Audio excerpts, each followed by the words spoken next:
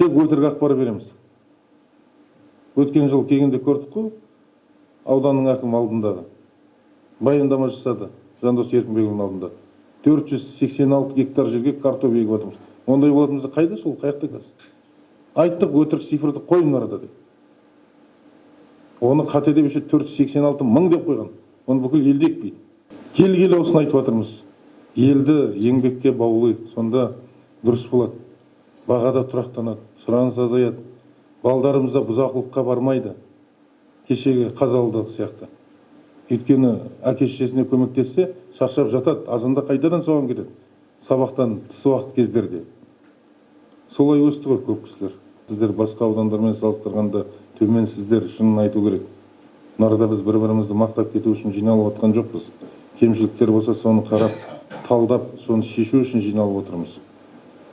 Облыс бойынша өткен жылы кәсіпкерлікті дамытуға 42 миллиардтай қаржы тартылды, әрбір қаржы көздерінен.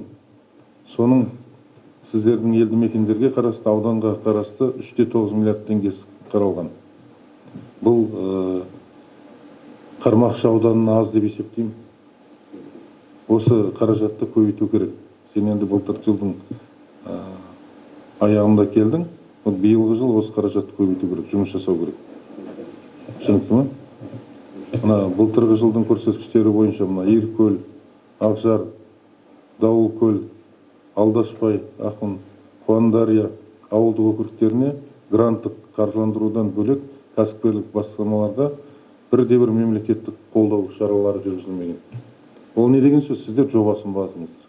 Естіп отырсыздар ғой да? Мен әрқайсыларыңызды тыңдап, мынарада уақыттарыңызды алмайын, бірақ сіздің де аппарат пен қызметкерлер осының бәрін жазып отыр ғой қазір. Вот менен кейін талдайсыңдар осының барлығын. И қорытынды шығарыңыздар.